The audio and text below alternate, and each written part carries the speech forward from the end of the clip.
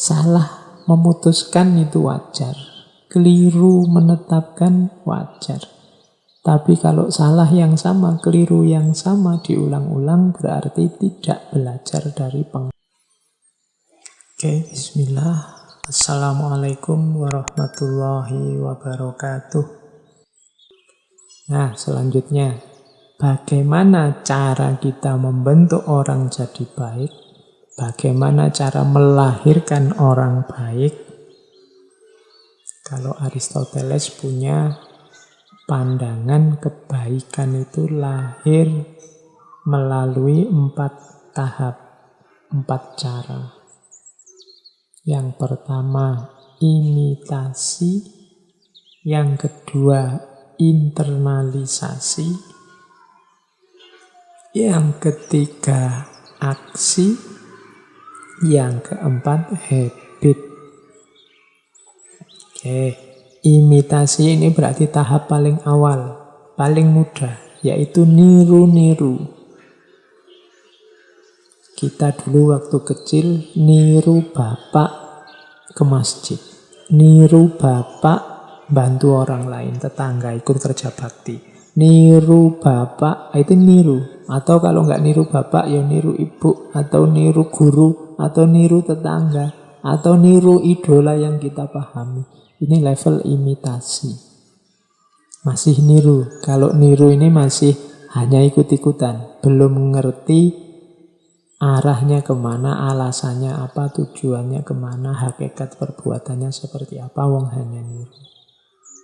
Namanya imitasi. Ini untuk yang baru terjun ke dunia orang baik, dunia kebaikan, biasanya yang dilakukan yang paling mudah yaitu niru.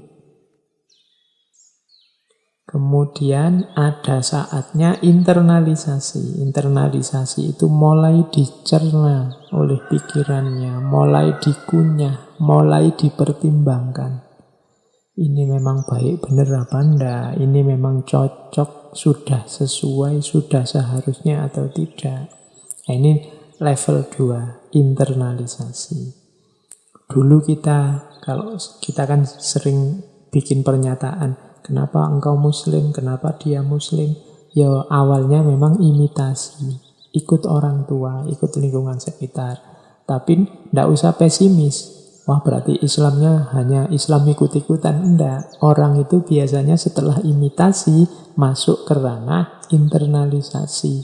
Wong ya dia manusia, bisa mikir, punya hati, bisa mengolah pengetahuan, bisa mengelola hal-hal yang masuk dalam dirinya. Jadi setelah imitasi yang terjadi internalisasi. Dulu ya Islamnya ikut orang tua, tapi sekarang saya tahu Islam itu ternyata memang baik.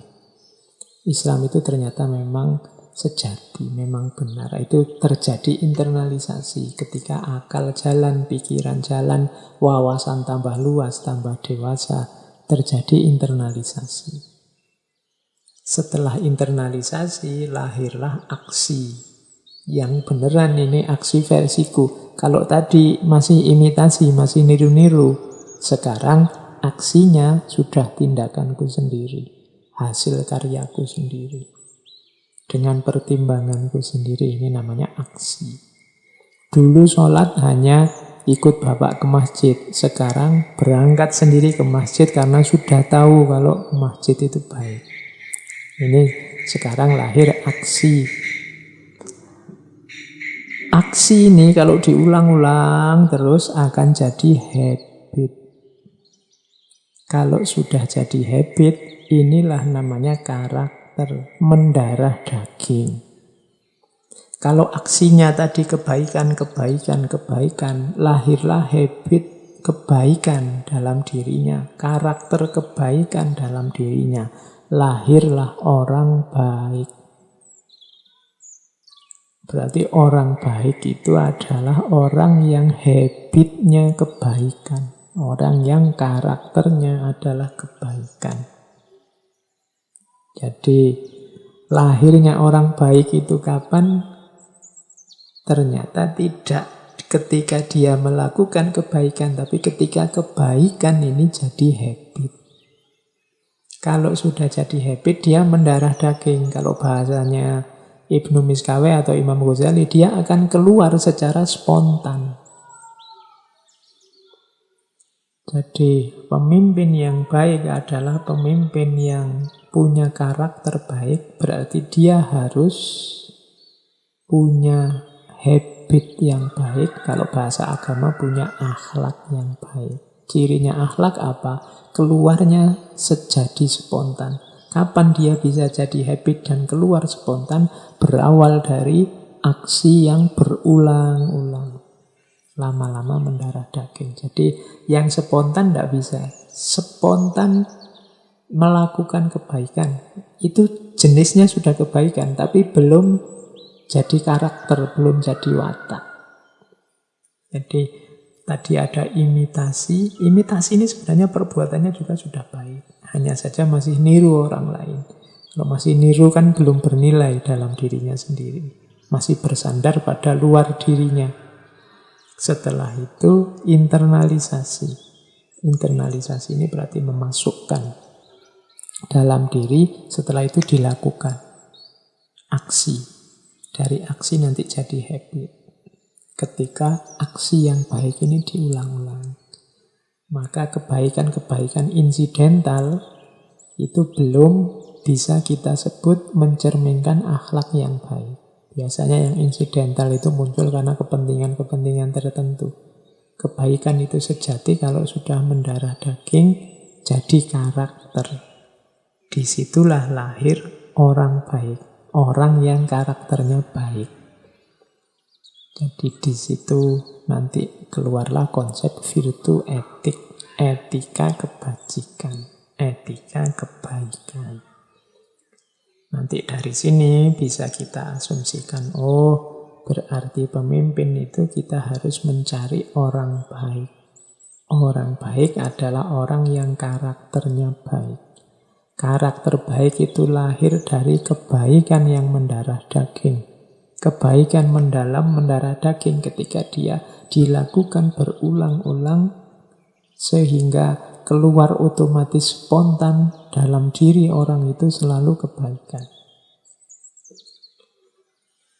Nah, dari sini mulai bisa kelihatan arah pemimpin yang baik yang diinginkan oleh Aristoteles.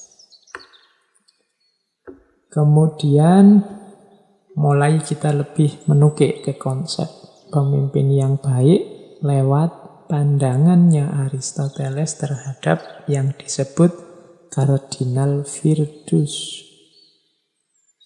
Cardinal virtus itu kebaikan-kebaikan yang paling utama. Mungkin sejak tadi teman-teman kan tanya, Pak, sejak tadi bolak-balik ngomong kebajikan, ngomong kebaikan.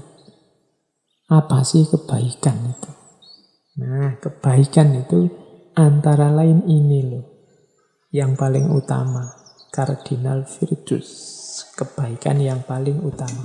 Ada 4 cardinal virtus. Yang pertama prudence, yang kedua temperance, yang ketiga courage, yang keempat justice. Ini dalam bahasa Inggris. Indonesianya prudence itu berarti bijaksana. Atau pakai istilah lain, practical wisdom. Ini sebenarnya kuncinya nanti kepemimpinan itu butuh kebijaksanaan. Nanti practical wisdom ini kita jelaskan panjang lebar. Yang kedua temperance. Temperance itu moderasi. Self-control, kemampuan mengontrol diri. Itu namanya temperance. Sederhana, tidak kekurangan juga tidak berlebihan, pas. Mampu ngontrol dirinya. Yang ketiga berani, courage. Berani itu berarti tengah-tengah antara pengecut dan nekat. Pengecut itu tidak berani apa-apa, terlalu takut terhadap banyak hal. Nekat itu melakukan apa-apa tanpa pertimbangan. Tengah-tengahnya apa? Courage, berani. Dan yang keempat, justice. Justice ini keadilan. Adil. Kalau ini luas uraiannya. Kita sudah membahas tentang justice ini satu sesi penuh. Silakan dicari ketika kita membahas filsafat keadilan selama 1 bulan. Antara lain tokoh yang kita angkat Aristoteles. Bagaimana pandangan Aristoteles tentang keadilan. Nah, berarti apa? Pemimpin yang baik harus punya cardinal virtues ini. Sebelum aneka jenis kebaikan yang lain, 4 kualifikasi ini harus dimiliki. Bijaksana, kemudian moderat, kemudian berani, kemudian adil. Bijaksana atau practical wisdom, kemudian temperance atau self-control atau moderate. Jadi hidup yang pas takarannya, tidak kurang dan tidak lebih. Itu temperance, kemudian courage, berani, dan justice, adil. Kita lanjutkan. Dari 4 ini, kunci yang sering disebut orang sebagai kunci leadership adalah practical wisdom atau phronesis. Jadi Aristoteles ini punya pandangan wisdom itu ada 2. Yang pertama theoretical wisdom, yang kedua practical wisdom. Yang theoretical wisdom kita kenal sebagai Sophia. Yang itu nanti lahirnya filsafat itu kan karena cinta pada Sophia, love of wisdom. Ini masih teoritis, theoretical wisdom. Makanya filsafat itu kan banyak bermain di ranah teoritis, berpikir, bernalar, berlogika, dan lain sejenis itu. Itu namanya theoretical wisdom atau Sophia. Sementara mimpin ini kan bukan ranah mengawang-awang, tapi ranah kehidupan nyata. Bagaimana kita mimpin diri, bagaimana kita mimpin orang lain, bagaimana kita mimpin keluarga. Maka ada satu kunci untuk leadership dalam pikirannya Aristoteles. Kuncinya adalah practical wisdom. Kalau yang theoretical wisdom disebut dengan istilah Sophia, yang practical wisdom disebut dengan istilah phronesis. Nah, untuk leadership kita butuh pemimpin yang punya daya phronesis ini, punya daya practical wisdom. Apa sih phronesis itu? Ya ringkesnya phronesis itu adalah kemampuan untuk melakukan sesuatu yang benar, yang tepat, kemudian yang berdasar, atau kalau pakai bahasa Inggris, the ability to do the right thing at the right time for the right reason.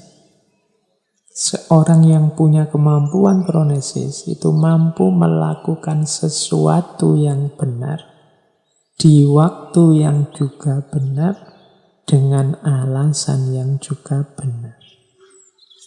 Itulah phronesis. Jadi yang kita lakukan ini benar, dilakukannya juga pas di waktu yang tepat, kemudian alasan dilakukannya juga jelas dan benar. Nah ini phronesis. Orang yang punya daya phronesis ini keputusannya mesti di waktu yang tepat. Dan itu pun alasannya juga tepat. Tidak sekedar diputuskan, tidak sekedar dilakukan, tapi pasti yang dilakukan itu baik, waktunya tepat, alasannya juga jelas. The ability to do the right thing at the right time for the right reason. Pertama-tama seorang leader harus punya kekuatan practical wisdom atau phronesis ini. Penjabarannya bagaimana practical wisdom ini? Oke, sekarang kita lihat bagaimana menjabarkan practical wisdom. Practical wisdom ini berarti dia adalah kombinasi antara rasio, kemudian tindakan, kemudian etika. Rasio ini akal yang punya daya untuk menangkap yang benar. Tindakan ini berhubungan dengan actionnya, aktivitas di dunia nyatanya, penerapannya. Etika ini berhubungan dengan ketepatan waktunya, ketepatan alasannya, ketepatan jenis tindakannya, ketepatan motifnya, dan lain sebagainya.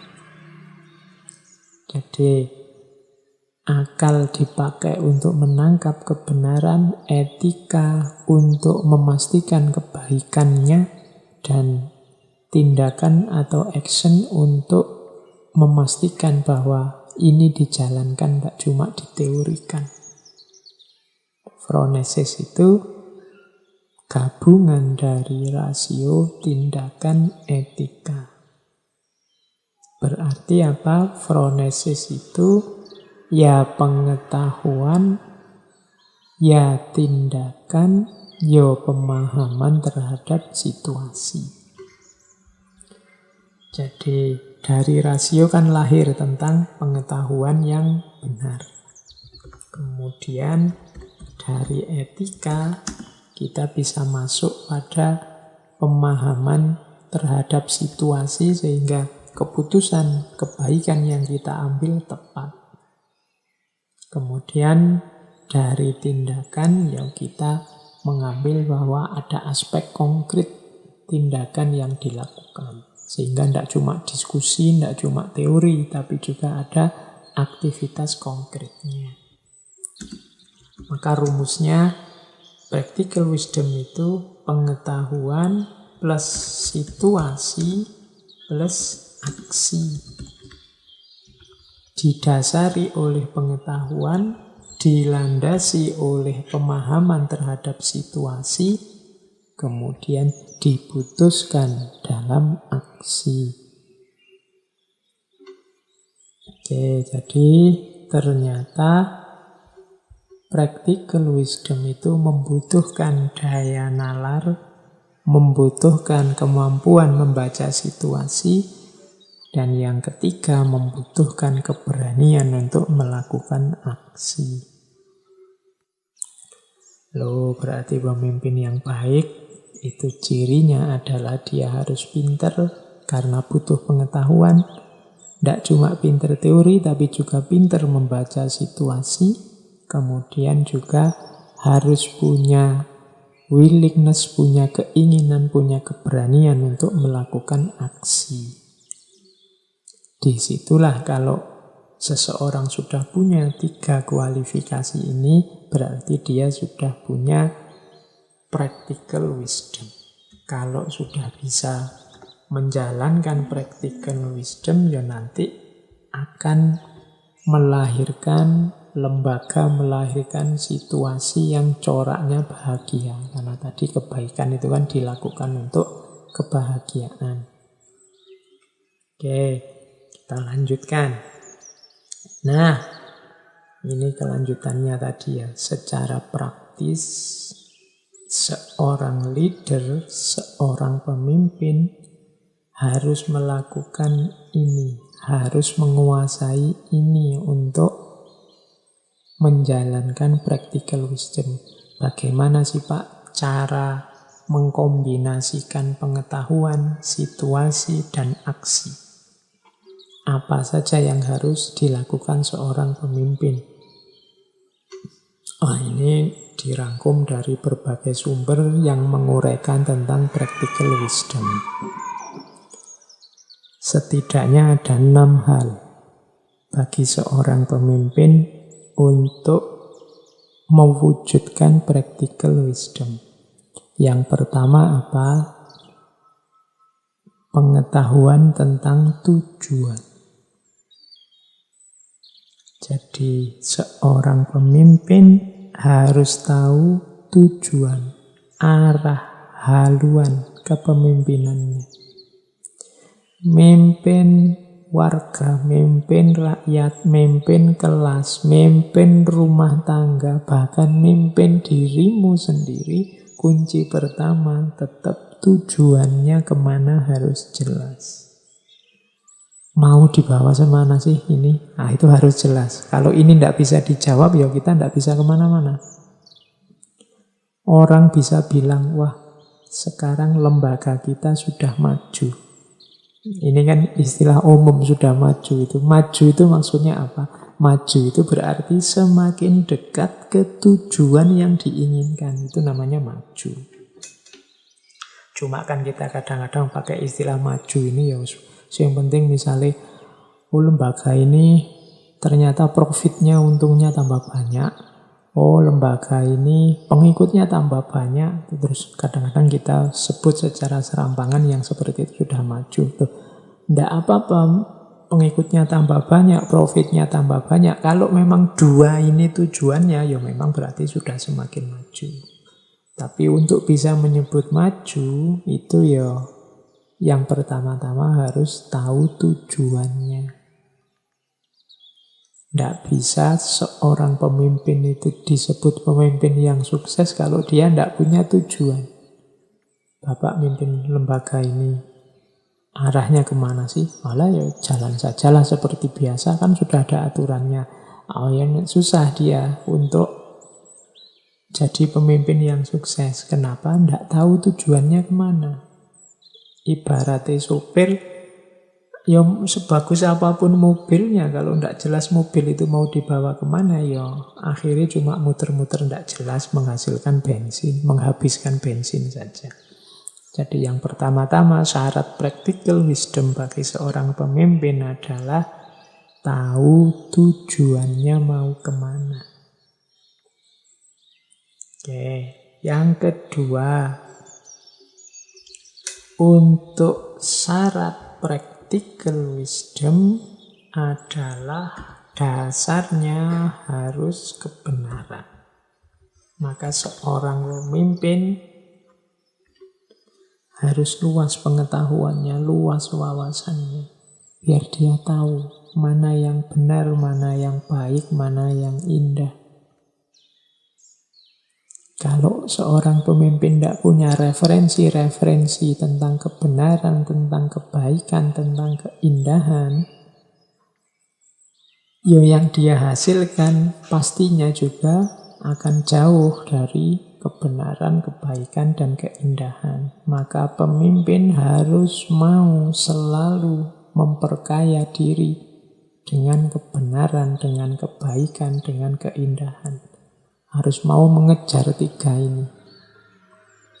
Tanpa 3 ini ya nanti susah untuk sampai pada tujuan. Atau seandainya sampai pada tujuan berarti dicapai secara jauh dari kebenaran, jauh dari kebaikan, jauh dari keindahan. Bisa jadi tujuannya tercapai, tapi efek akibat dari ketercapaian tujuan itu tidak seperti yang dibayangkan. Karena prosesnya menyalahi prinsip kebenaran, menyalahi prinsip kebaikan, menyalahi prinsip keindahan. Maka pemimpin harus selalu siap untuk mengejar kebenaran. Selain tadi mengetahui tujuan. Oke, yang ketiga. Yang ketiga ini pemimpin harus mampu membaca situasi. Harus paham lapangannya.